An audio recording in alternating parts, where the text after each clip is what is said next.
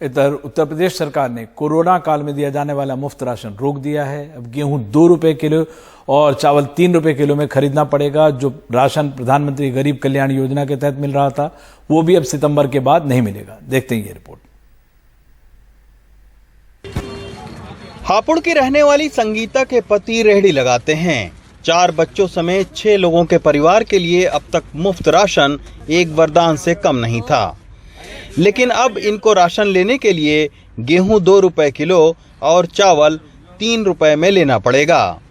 एक ही आदमी है जो, वो भी ठेला लगाते हैं, कमाई आजकल है नहीं। कैसे स्कूलों की फीस तक तो जा ही नहीं रही हम पे, तो कैसे करेगा? अब ये भी मोल का दोगे तो हम कैसे करेंगे? गरीब आदमी कहाँ जाएगा?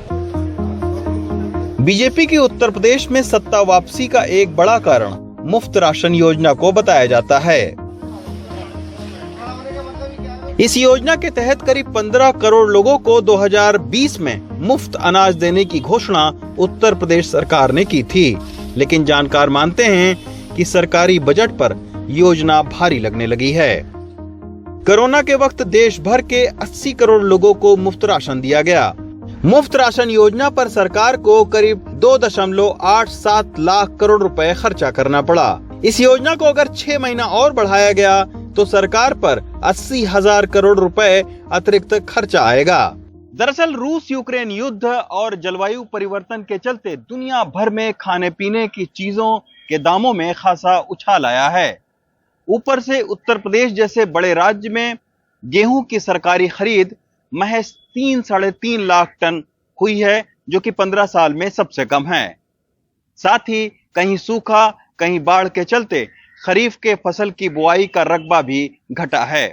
इन्हीं सब कारणों के चलते सरकार के सामने गरीबों को मुफ्त अनाज बांटना एक टेढ़ी खीर साबित हो रहा है। उधर प्रधानमंत्री गरीब कल्याण योजना के तहत मिलने वाले मुफ्त राशन को भी सितंबर तक बंद करने की योजना है। ऐसे में इस बढ़ती महंगाई में गरीबों की थाली पर इसका खासा असर आने वाले दिनों में पड़ेगा। हापुड़ से अदनान के साथ रवीश रंजन शुक्ला, एनडीटीवी इंडिया। विघ्नहर्ता गणेश जी की भक्ति और उल्लास का 10 दिवसीय पर्व शुरू हो गया है, लेकिन घर घर और पांडालों में स्थापित होने वाले गणेश की प्रतिमाओं का निर्माण करने वाले परिवार आर्थिक संकट से जूझ रहे हैं। मूर्ति निर्माण में इस्तेमाल होने वाली सामग्री पर 18% जीएसटी ने उनकी कमर तोड़कर रख दी है।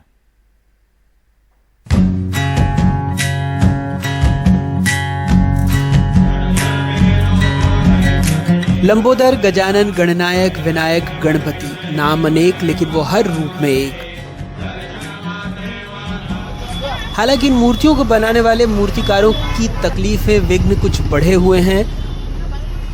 मूर्ति बनाने में इस्तेमाल होने वाले पीओपी पर 18% जीएसटी जो लग गया है। सर 30% फर्क पड़ गया पूरा महंगाई पे, मूर्तियों पे, कलर पे, हर चीज़ पे।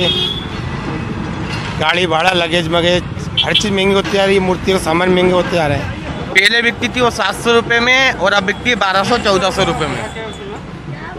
उसमें 600-700 रुपये का फ़र्क बन गया। लास्ट ईयर इतने ही कीमत की जो मूर्ति थी मैंने करीब 100 रुपये में ली थी, जो अभी आज मैंने 180 रुपये में ली है। ये भोपाल से करीब 200 किलोमीटर दूर आगर मालवा में शुभम प्रजापत मूर्तियों का कारोबार करते हैं। 15 सालों से परिवार की रोजी रोटी का यही साधन है, लेकिन अब पीओपी, रंग और सजावट के सामान पर लगने वाले जीएसटी से ग्राहकी पर असर पड़ा है।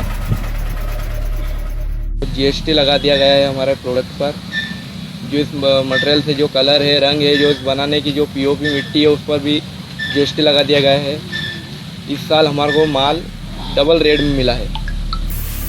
मूर्तियों पर चटकीले रंग लगाकर बेहतर कल की उम्मीद लगाए बैठे ये सावन प्रजापत हैं। कारोबार के लिए साहूकारी कर्ज लेते हैं ताकि कुछ मुनाफा कमाकर परिवार का भरण पोषण कर सकें। पिछले 2 सालों से कोरोना से नुकसान हुआ, इस बार महंगाई के मारे हैं। कि जीएसटी सरकार ने ज़्यादा बढ़ा दिया, इसलिए हमें ग्राहकों से वसूली ज़्यादा करनी पड़ रही है। ग्राहक उस रेट में ले पा रहे नहीं। अब वो बोलते हैं कि आप रेट कम कीजिए, लेकिन हम कैसे करें, क्योंकि हम खुद मजबूर हैं। क्योंकि आगे से जीएसटी रेट बढ़ा हुआ है तो सरकार, अब उसमें हम क्या कर सकते हैं। वो तो सरकार की गलती है उसमें सारी कुछ। इन्होंने रेट इतना बढ़ा दिया, इन्होंने डीजल पेट्रोल का रेट इतना बढ़ा दिया कि जो ट्रांसपोर्टेशन का खर्चा वो भी नहीं निकल पाता उसमें।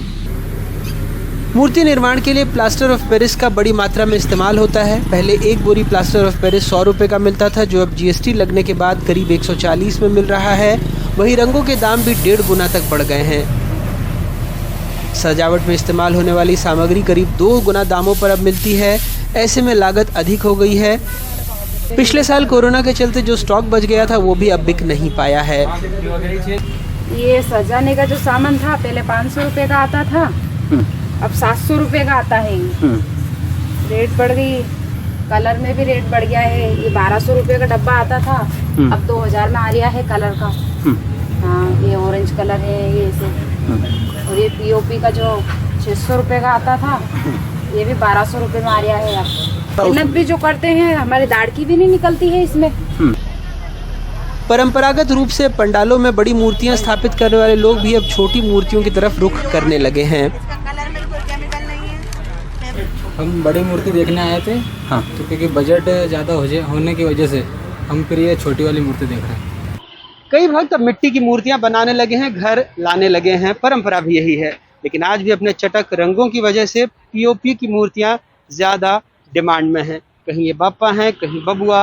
भक्ति में जितने नाम उतने कम, लेकिन उत्साह पर कई दफे जेब भारी पड़ने लगी है। उत्साह जेब को तकने लगा है। आगर मालवा से जफर मुल्तानी और भोपाल से कैमरा पर्सन रिजवान खान के साथ अनुराग द्वारी, एनडीटीवी इंडिया।